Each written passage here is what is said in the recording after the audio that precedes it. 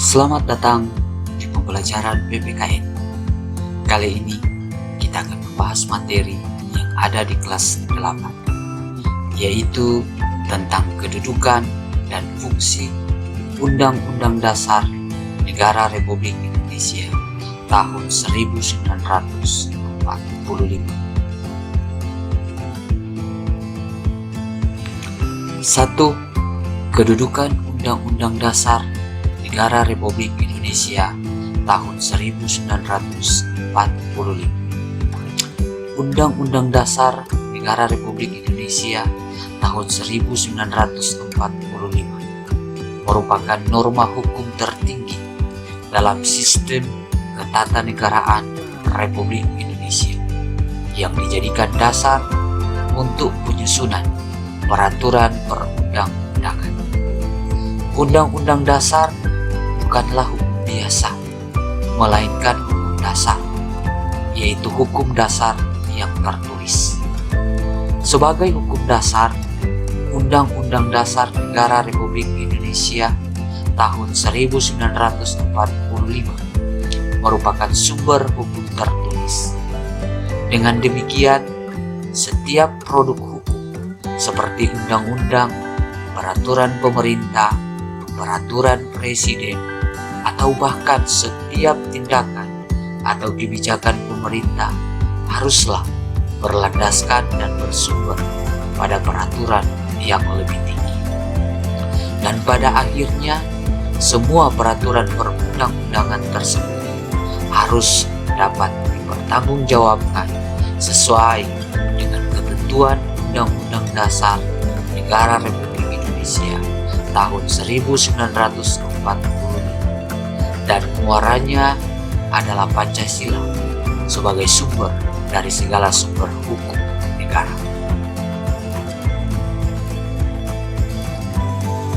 Sistematika Undang-Undang Dasar Negara Republik Indonesia tahun 1945 terdiri dari pembukaan. Pembukaan terdiri dari 4 alinea. Pasal-pasal. 1. Sebelum diubah 16 bab. Setelah diubah menjadi 21 bab. 2. Sebelum diubah terdiri atas 37 pasal. Setelah diubah menjadi 73 pasal.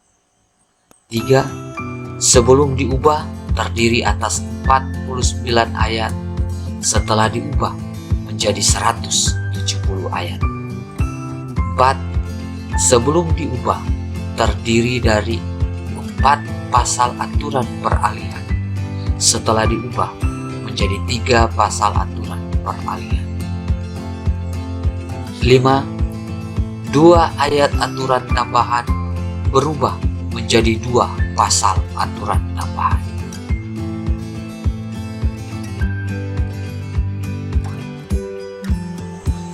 2. Sifat Undang-Undang Dasar Negara Republik Indonesia tahun 1945. Suatu konstitusi disebut tertulis apabila konstitusi itu tertulis dalam satu naskah yang telah diratifikasi oleh lembaga legislatif.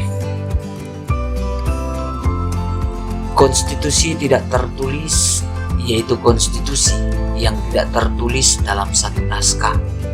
Misalnya yang ada di Inggris, konstitusinya dikatakan tidak tertulis karena tidak ditulis dalam satu naskah, tetapi terdapat dalam beberapa undang-undang seperti Magna Carta dan Bill of Rights.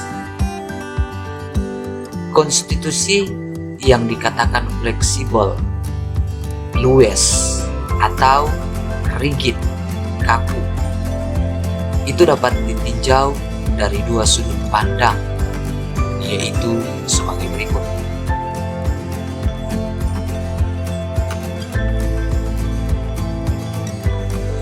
Konstitusi yang dikatakan fleksibel atau rigid, kaku, dapat ditinjau dari 2 sudut pandang, Yang pertama yaitu dilihat dari cara mengubah undang-undang dasar. Suatu undang-undang dasar dikatakan fleksibel luwes jika cara mengubah undang-undang dasar itu tidak terlalu sulit atau tidak memerlukan cara-cara yang istimewa. Tetapi jika cara mengubah undang-undang dasar itu memerlukan cara yang tidak mudah, maka undang-undang dasar tersebut dapat dikatakan rigid atau kaku.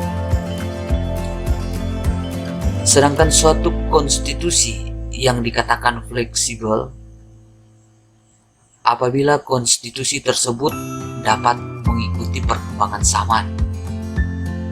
Sebaliknya, suatu konstitusi dikatakan rigid apabila tidak dapat mengikuti perkembangan zaman. Fungsi Undang-Undang Dasar Negara Republik Indonesia tahun 1945 sebagai hukum dasar, yaitu berfungsi yang pertama yaitu sebagai alat kontrol, yang kedua sebagai pengatur, dan yang ketiga adalah sebagai penentu.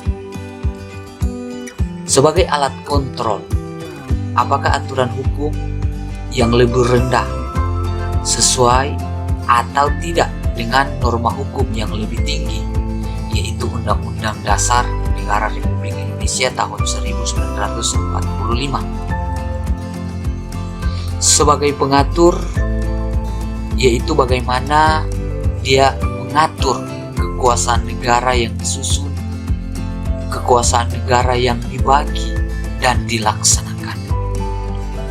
Sedangkan sebagai penentu, yaitu dia sebagai penentu hak dan kewajiban dari negara, aparatur negara, bahkan juga segenap warga negara.